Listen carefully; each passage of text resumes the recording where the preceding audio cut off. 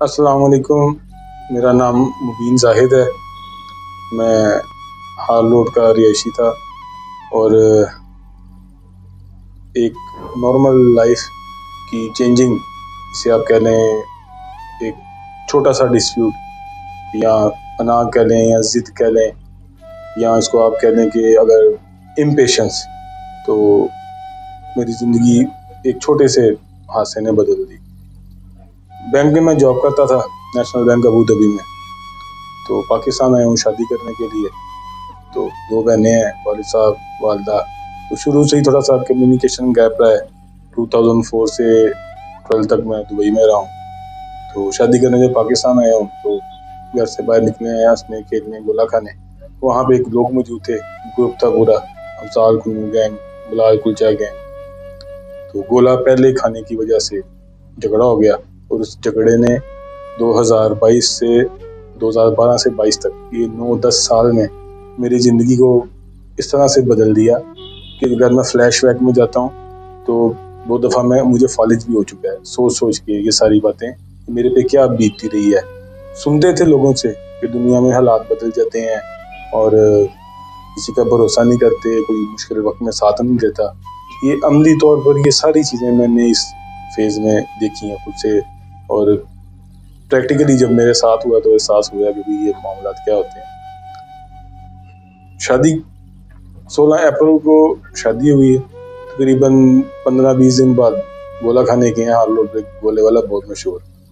تو وہاں پہ کچھ لوگ گولے کو ضد بنا کر کہ ہمارے گولے ان کو کیوں دیے، میرے ساتھ فیملی تھی، مجھے آنر دیا دکاندار نے، وہ گولا کھانے میرے لیے گناہ بن گیا۔ وہ گناہ ایسا بن گیا کہ 4 بلٹس ہٹ کیے مجھے، ایک بازو میں، 2 تھائز میں اور ایک بیک بون میں، جس کی وجہ سے میرا ورٹیبرا فریکچر ہو گیا، اور اب بھی اسٹل میں پیرالائز والی سچویشن فیس کر رہا ہوں۔ تو کافی کچھ اس کے علاوہ بھی، جب کیس رجسٹر ہوا، میرے والد صاحب کا مرڈر ہوا اسی حادثے کی وجہ سے، کہ ایک باپ کا فرض ہے اولاد کو بچانا، اس کی حفاظت کرنا، تو یہی قصور میرے والد صاحب کا تھا۔ جب میرے ساتھ یہ انسیڈنٹ ہوا تو مجھے پتا چلا میرے پہ FIR رجسٹرڈ ہو گئی ہے، تو پتا چلا مرڈر 302 کی FIR بن گئی ہے۔ تو اس میں مجھے یہ ظاہر کیا گیا کہ میں نے وہاں پہ کسی کو مرڈر کر دیا۔ میں وینٹیلیٹر پہ تھا، کافی سویئر انجریز تھیں۔ جب ہوش میں آیا تو یہ ساری باتیں پتہ چلی، پھر ڈسکس کی اس بارے میں۔ تو تقریباً 1.5 مہینہ ہاسپٹل میں، کچھ دن جیل میں، اور پولیس کا سینیریو، الگ الگ چہرے پولیس والوں کے، الگ الگ رویے، بیڈ لینگویج۔ تو یہ ساری چیزیں فیس کرنے کے بعد ایک دم سے والد صاحب کا حادثہ ہو گیا، اس کو بھی اسی کڑی کے ساتھ ملایا گیا۔ جب اسی کڑی کے ساتھ ملایا گیا تو پھر پتہ چلا لاہور میں کتنے مافیا ہیں، کتنے گینگز ہیں، اور کون جوا آپریٹ کر رہا ہے، کون ڈرگ ڈیلر ہے۔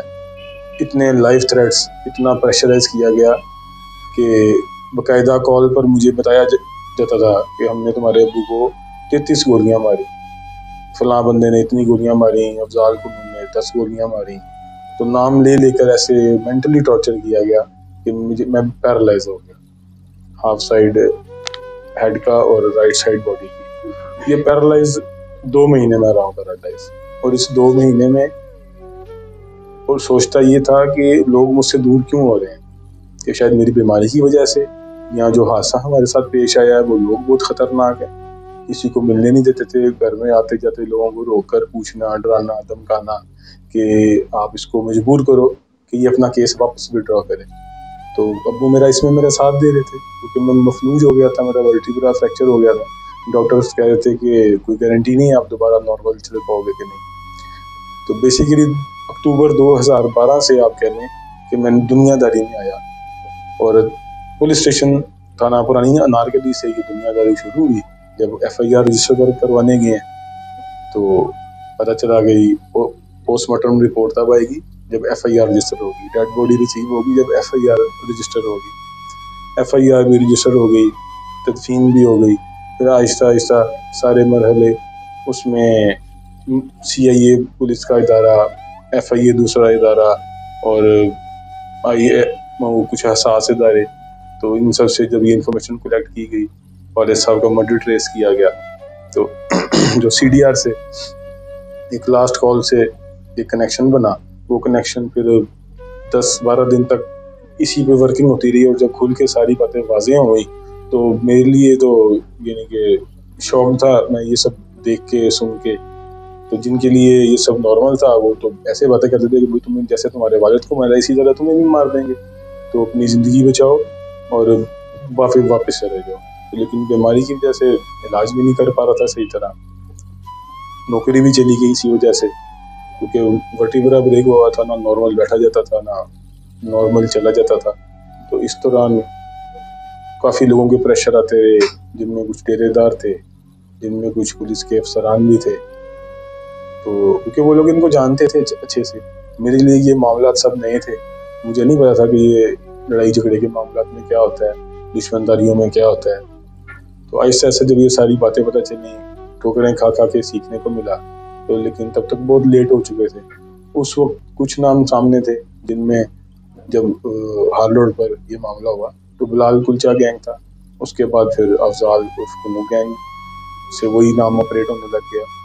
اب آج کل یہ ایگل کے نام سے وہ آپریٹ کر رہے ہیں. تو اس وقت جب ان کے سفارشی آتے تھے کہ جی آپ چھوڑ دیں, معاف کر دیں, آپ کے بچے کی جان بچ گئی ہے, تو عبید اللہ ہیں, عبید اللہ بٹ عرف جونا بٹ انہیں کہتے ہیں, ان کا بڑا کردار رہا ہے اس معاملے میں افضال کنو کی طرف سے. تو پھر اس کے بعد دبئی یہ لوگ چلے گئے, وہاں سے مجھے تھریٹ کرتے رہے. پھر آہستہ آہستہ پتا چلا کہ یہ لوگ تو ڈرگ مافیا بہت بڑا, ان کے تو دہشت گردوں سے بہت زیادہ آتے ہیں.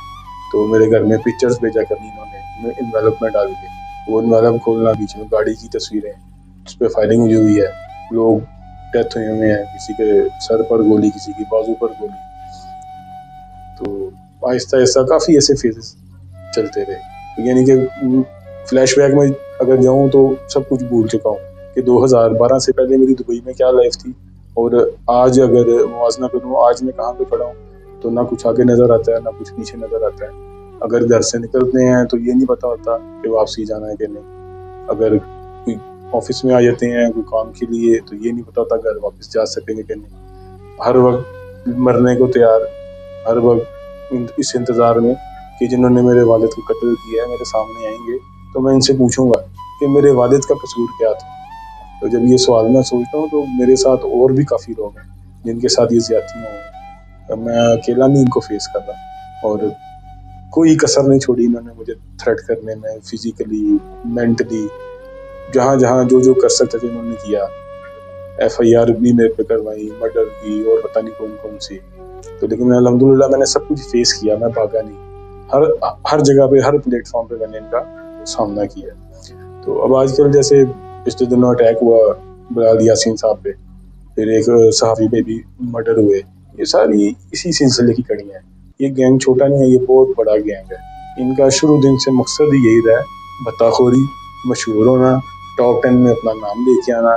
پتہ نہیں ہے کیوں اس بات کو فخر سمجھتے ہیں کہ ٹاپ 10 میں نام آ رہا ہے, اور میڈیا پہ, ڈیجیٹل میڈیا پہ ہمارا چل رہا ہے کہ جی یہ ڈان نمبر 1 ہے, یہ ڈان نمبر 2 ہے.